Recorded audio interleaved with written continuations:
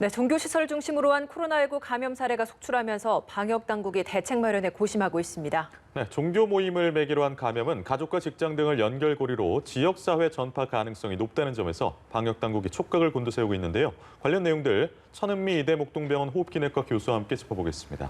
어서 오세요. 안녕하세요.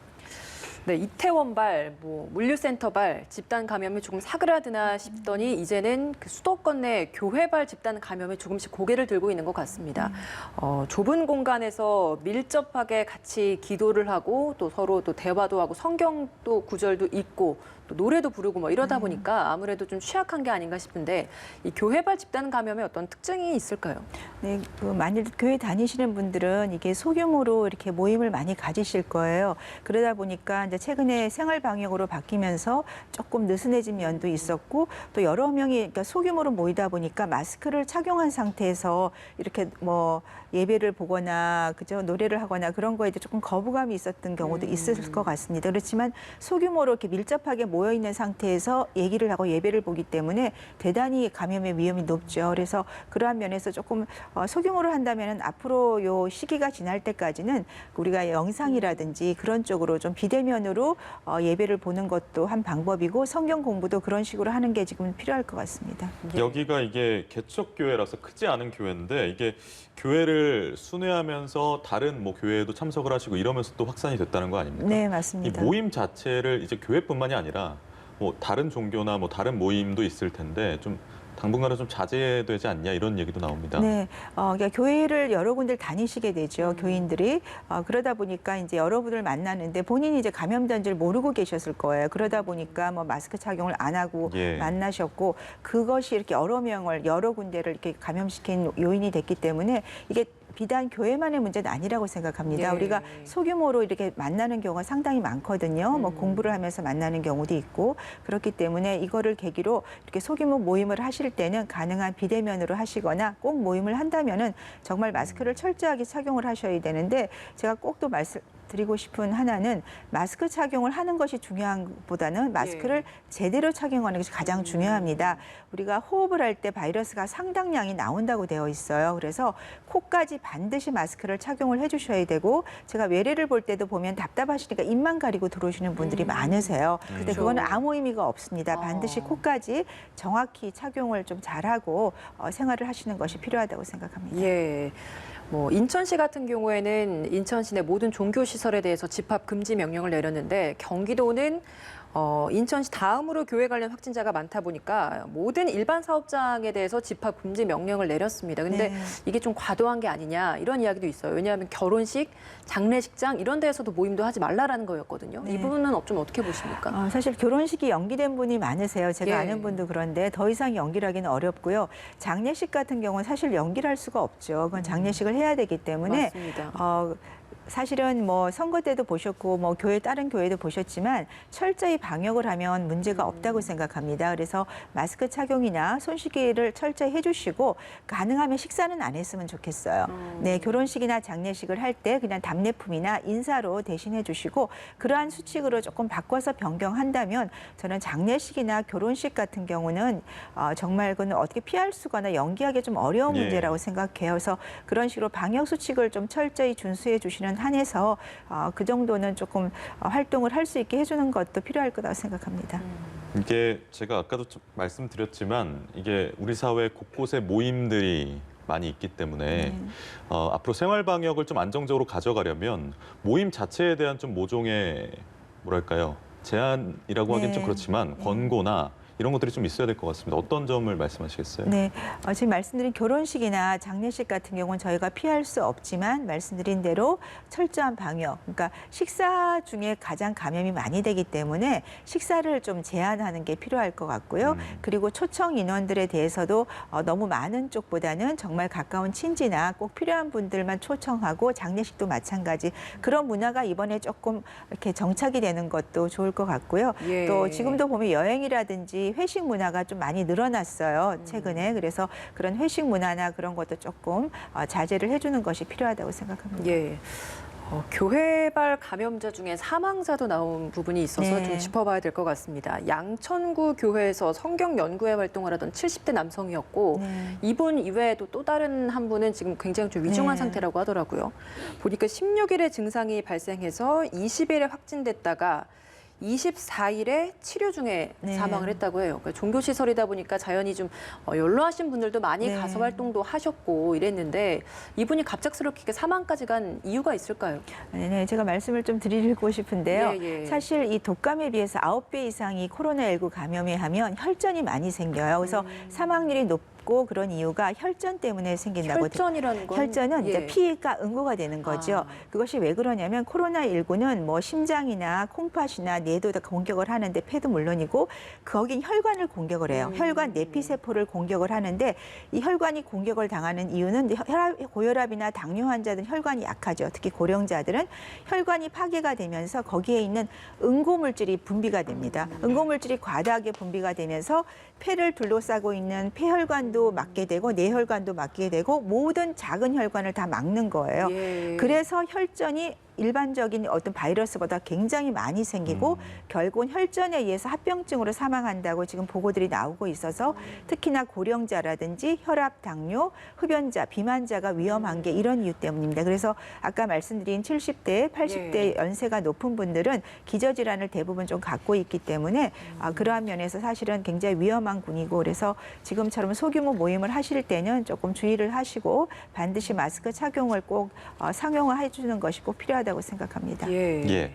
요즘 여의도가 비상입니다. 여의도에 학원 확진자도 있었고 여의도에서 규모가 큰 종합상가에도 확진자가 다녀가서 긴장이 되고 있는데 여의도라는 지역이 이제 주거시설도 있고 네. 상업시설도 있고 그리고 인구 밀도가 높은 지역이지 않습니까? 네, 맞습니다. 중점적으로 봐야 될 것 같습니다. 여의도를 가보시면 알지만 그 여의도역을 중심으로 대단히 인구가 많고 특히 예. 이제 젊은 20, 30대 분들이 직장인들이 많은 곳이죠. 예. 그러다 보니까 거기에서 이제 인구 밀도가 높기 때문에 감염이 됐겠지만 그분들이 잘 모르고 넘어가실 수가 있어요. 무슨 무증상 감염자가 많다는 그렇겠네요. 얘기죠. 그럼 그분들이 활동 범위가 또 넓기 때문에 지역사회, 가정이나 다른 곳으로도 감염을 시킬 수 있기 때문에 최근에 그쪽에서 만일에 조금 경로가 겹치는 분이라면은 증상이 없더라도 꼭 검사를 받는 것이 필요할 것 같습니다. 이 여의도 일대에 인터뷰를 한 영상 하나를 봤었는데 지금 이미 이 확진자가 나온 그 홍우빌딩 같은 경우에는 그 방역을 마치고 일부 상가들은 영업을 재개했다고 하더라고요. 네. 근데 그 주변에서 일을 하는 사람 같은 경우에는 혹시나 싶어서 가는 게 꺼려지더라라고 이야기를 해요. 방역을 이렇게 마치고 영업을 재개를 하면 괜찮은 거죠? 보통 바이러스가 이제 플라스틱 같은데 생존 시간이 이제 한 2, 3일 정도, 췌장이 뭐 일주일 9일이라 나와 있지만 그거는 거의 불가능하고요. 그래서 기본적으로 저는 방역을 한 후에 한 3일 정도 있다가 그 개방을 한다면은 큰 문제는 없다고 생각합니다. 근데 실제로 그러면 그런 방역이나 소독을 후에 영업 재개하는 건 그렇게 한 3, 4일 후에 재개를 하게 되나요? 그것이 대부분인데 이제 또 기본적으로 너무 큰 건물이라든지 어떤 좀 공공 건물 같은 경우는 조금 그 뭐 정부의 지침에 따라 조금 달라지는 경우가 있지만 예. 일반적으로는 한 3일 정도를 두고 개방하는 것이 안전하다고 생각합니다. 알겠습니다. 예. 시험과 관련된 이야기를 좀 해볼게요. 가천대에서 확진자가 3명이 발생을 했는데 중간고사 때문에 등교를 했던 부분이 있었습니다. 네. 그러니까 중간고사를 대면으로 보느냐, 시험을 비대면으로 보느냐 네. 이런 부분이 가장 좀 중요한 부분인데 뭐 형평성을 위해서는 대면이 좋다라는 학생들도 있지만 이런 안전을 위해서는 비대면이 또 필요하다라는 이야기들도 굉장히 많아요. 실제로 인하대학교에서는 또 이런 부정 사례까지 네. 나왔잖아요. 비대면 네. 시험을 치다 보니까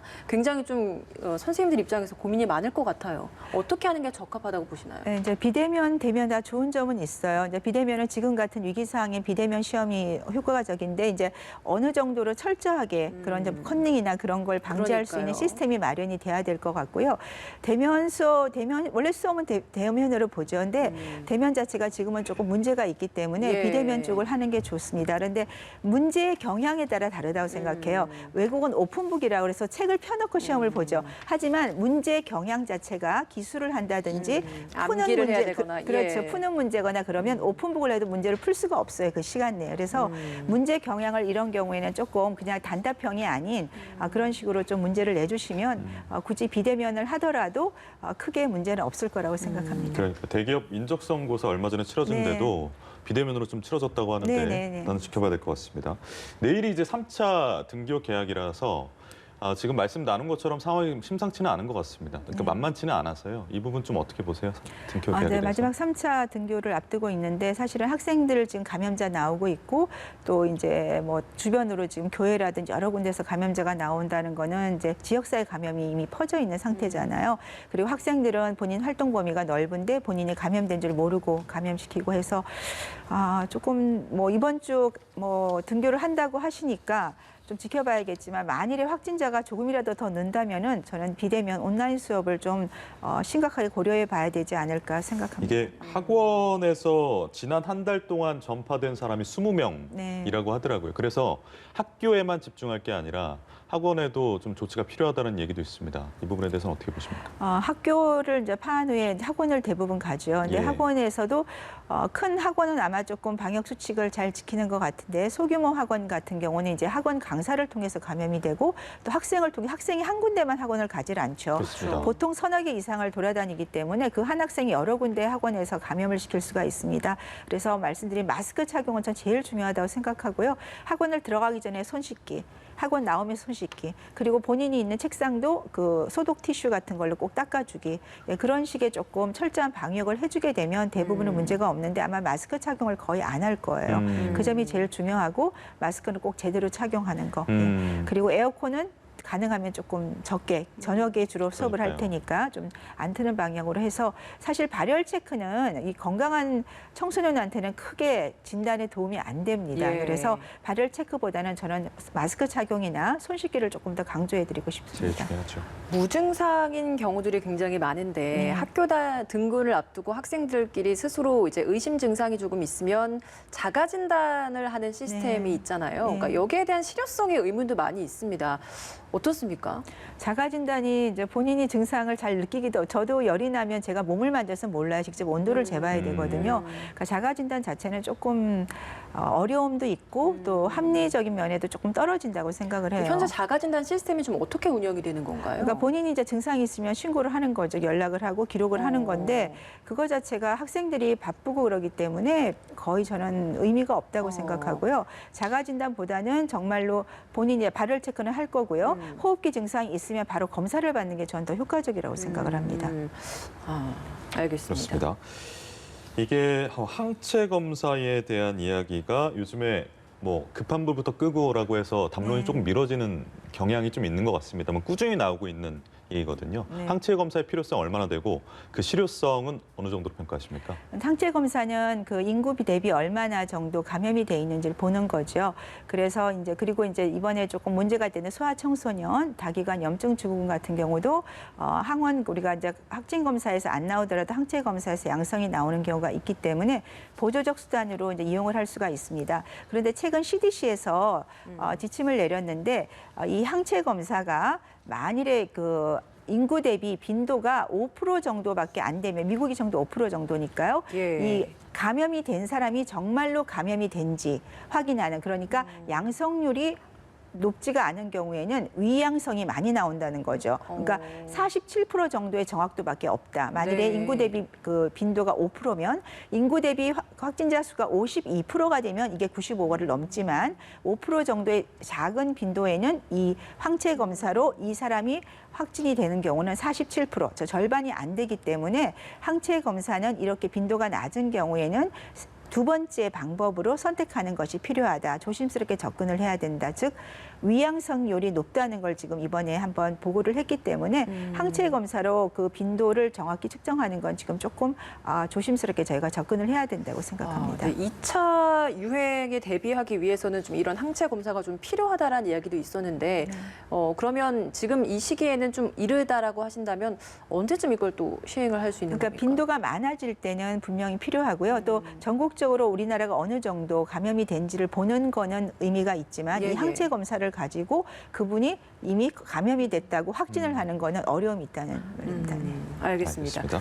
마스크 이야기도 잠깐 해보겠습니다. 앞서 이제 시작부터 거의 계속해서 이제 마스크를 잘 착용하는 것, 네. 착용하는 것 굉장히 중요하다라고 강조를 해주고 계신데 이제는 공적 마스크를 어제부터 편하게 날짜에 구애 없이 살 수 있는 상황이 됐습니다. 성인은 3장, 그리고 어린이 같은 경우에는 최대 5장까지 살 수 있는 건데 비말 차단용 마스크도 이제 좀 나온다고 네, 하더라고요. 네. 이게 실제로 비말 차단용 덴탈 마스크 혹은 필터 성능이 있는 마스크 이게 좀 어느 정도의 차이가 있는 건지 구분 없이 사용해도 되는 건지 좀 다시 한번 짚어보고 싶습니다. 네, 우리가 덴탈 마스크는 병원에서 이렇게 피를 막기 위해서 침이나 피를 튀는 걸 막기 위해서 만든 거예요. 그렇기 때문에 수술용으로 주로 많이 쓰죠. 치과용으로. 그런데 이제 이 막는 비말을 큰 비말을 막을 수 있기 때문에 성능은 KF 한 80에 조금 떨어지는 55에서 80% 정도를 생각하시면 되고요. 그래서 일반적으로 이렇게 개방된 공간이나 문이 열려 있거나 이런 곳에서는 이 덴탈 마스크를 잘 착용해 쓰면 도움이 될 수가 있습니다. 그렇지만 밀폐된 공간, 대중교통, 지하철이나 어떤 뭐 영화관의 밀폐된 공간에서 뭐 1시간 이상을 지체를 할 때에는 저는 개인적으로 KF 80 이상, KF 94를 좀 착용을 해주는 거를 부탁을 드리고요.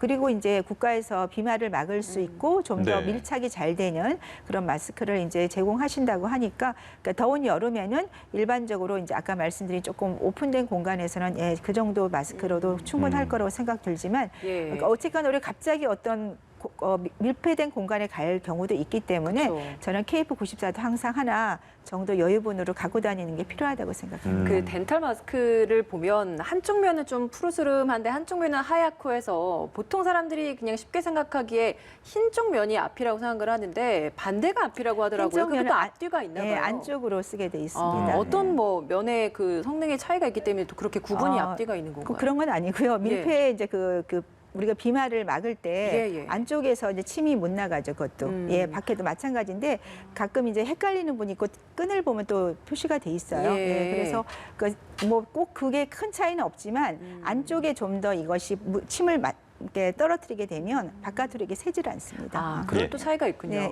예. 말씀하시는 중에 어제 하루 코로나19 신규 확진 통계가 나와서 전해드리겠습니다. 어제 하루 동안 38명이 확진이 돼서요. 0시 기준으로 누계는 11,541명입니다. 신규 확진자 38명 중 국내 감염이 2명을 제외하고 36명이 모두 국내 감염인 상황입니다. 이렇게 통계를 좀 전해드렸고요. 마스크 얘기를 좀 나누고 있었는데 마스크 요즘에 저도 덴탈 마스크에 사실 손이 더 많이 갈 정도로 그런데 조금 두 가지 문제가 있어요. 그러니까 가격이 요즘 품귀 현상이 일어나면서 너무 천정부지로 뛰었다는 점 그리고 아까 처음에 마스크 얘기하실 때 좀 강조하셨던 부분이 코에 대한 밀착이었는데 덴탈 마스크는 아무래도 조금 빈 공간이 있으니까 코나 이쪽으로 좀 마스크를 기능을 좀 덜하는 부분이 있지 않을까 이런 걱정을 하게 되더라고요. 네, 그래서 제가 이제 밀폐 공간에는 조금 부담이 된다고 말씀을 드렸어요. 사실 이 덴탈 마스크가 원래 가격이 굉장히 싸요. 그래서 저 같은 경우는 초반에 할 때는 굉장히 쌌거든요. 근데 지금 아마 정말 기하급수로 거의 뭐 제가 언급하기 어려울 가격 정도로 가격이 많이 뛰었습니다. 그래서 국가에서 아마 비말 포획을 할 수 있는 그런 마스크를 제공을 한다는 거고요. 덴탈 마스크는 이제 병원용이기 때문에 주로 병원으로 아마 공급이 될 거라고 생각하고 그거가 유사한 고성능 마스크를 아마 국가에서 제공을 하면 그걸 주로 이용하시면 되는데 마찬가지로 이게 코하고 턱을 잘 밀착을 해 주시면 되는데 그래도 옆으로 이 덴탈은 들어가요. 공기가. 그래서 가까운 분이 만일에 바이러스를 굉장히 많이 내고 있는데 마스크를 쓰지 않으면 덴탈을 쓰고 있으면 감염이 됩니다. 그렇기 때문에 양쪽이 다 마스크를 착용을 하셔야 되고 그리고 거리를 두셔야죠. 최소한 거리를 두고 그리고 아까 말씀드린 지하철 같은 곳에 출퇴근 시간에 딱 붙어 있는 경우에 덴탈만 쓰고 계실 때는 드물지만 감염의 위험이 있다는 거를 조금 생각을 해야 될 것 같습니다. 어제 하루 38명의 신규 확진자가 나왔는데 지역별 수치도 좀 전해드리겠습니다. 경기도에서 15명, 서울에서 14명, 인천에서 8명의 신규 확진자가 나왔습니다. 그리고 해외 입국 사례 중에서는 검역 단계에서 1명의 추가 확진자가 나왔고 사망자 역시도 1명 추가돼서 오늘 0시 기준으로 총 272명이 사망한 상황입니다. 중요한 건 이 국내 감염 사례 모두가 수도권에서 발생했다라는 점인 것 같습니다. 한때 초반에는 대구에서의 집단 감염이 굉장히 다수를 차지했는데 지금은 저희가 우려했던 대로 이게 수도권으로 올라왔습니다. 전부가 수도권 지역 국내 감염 사례라고 할 정도면 수도권에서의 방역이 굉장히 중요할 것 같은데 어떤 점이 가장 중요하겠습니까? 수도권의 인구 밀도가 높기 때문에 지금 지역사회 감염이 되면서 걱정했던 게 퍼졌죠. 우선 대중시설을 최대한 이용을 자제해야 되고 아까 말한 회식 모임 자제해 주셔야 되고 대중교통을 이용할 때는 꼭 밀착된 마스크 착용을 해주시는 것이 중요하고요. 예. 대중교통이나 어떤 물체를 만졌을 때는 특히 플라스틱이나 이런 걸 만졌을 때는 절대 얼굴에 손을 가져가시면 안 되고요. 반드시 손을 씻고 나서 우리가 접촉하는 것이 필요하다. 그리고 증상이 있을 때 물론 검사를 받겠지만 본인이 그 지역에 간 경우에는 반드시 좀 검사를 받아주시고요. 무증상 감염이 적게는 5%, 많게는 80%라고 지금 연구에 예. 최근에 나왔습니다. 예. 그 정도로 무증상 감염이 많은 게 코로나19의 특징이기 때문에 그렇기 때문에 지금 많이 퍼지고 있어요. 수도권으로. 예. 그래서 종교 모임 같은 경우도 가능한 비대면으로 해주시고요. 꼭 참석을 할 경우에는 반드시 마스크 착용.